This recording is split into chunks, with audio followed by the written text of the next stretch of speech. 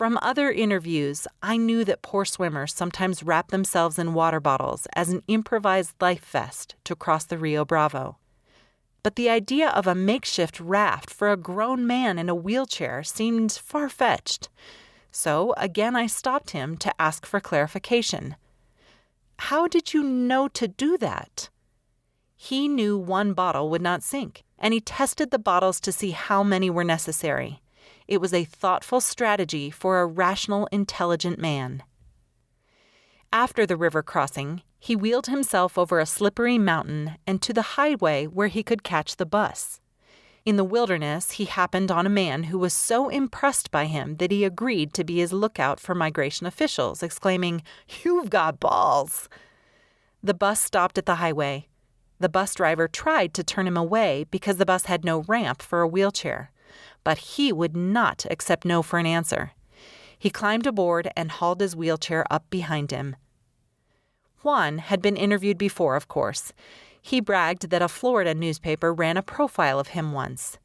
After he finished with the story of his journey and bragged about his fame in Florida, Juan transitioned into the performance of a Christian-inspired rap song about migration.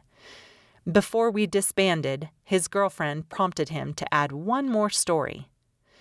There was a time when the Guatemalan police were after the two of them for a bribe, but he saw them coming and shouted, "Get on! Get on!" She climbed on the back of his wheelchair, and they sped down a hill to escape. Everyone still listening laughed, probably imagining the unlikely getaway and admiring her unlikely protector. Nothing in this story was achieved through the manipulation of pity for his physical condition. This man did not beg. Juan might have been unable to walk, but his strength of will, faith in God, and tremendous huevos were enough to see him through the journey.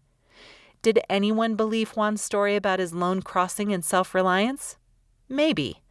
I did not, at least not entirely. Such partly true stories play an important function for the teller. For that moment, they were captivated by the storyteller's voice.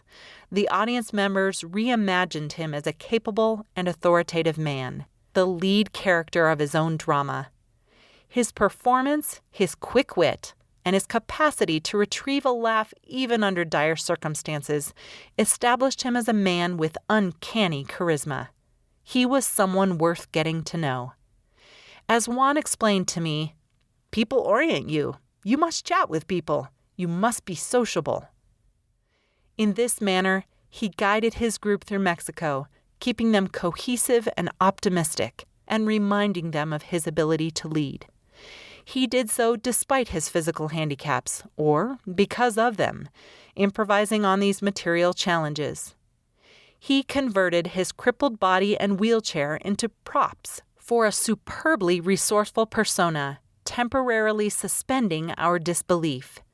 Indeed, the reshaping of his own story through its retelling may even suspend his own disbelief, bolstering him for the treacherous journey ahead. He improvised on his disability and his gender to create a new role for himself. Such storytelling makes visible surprising possibilities for an individual, for the potential of a disabled man, and for the route forward. At the same time, the believability of the story also signals a high level of vulnerability suffered by women. Listeners and performers of this story found it perfectly reasonable that a disabled man in a wheelchair could protect an able-bodied woman from sexual predation, never mind the fact that she is more physically capable to defend herself. The normative stage and its accepted gender roles, rather than the material attributes of the actors, dictated the scene. Such a performance makes visible surprising violence, danger, and social restrictions on a woman. Juan's story illustrates 3 important points.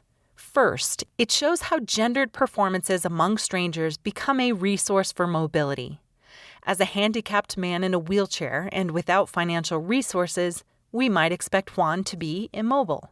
However, his charisma and storytelling won him a following among other travelers who came to play important roles in his migration.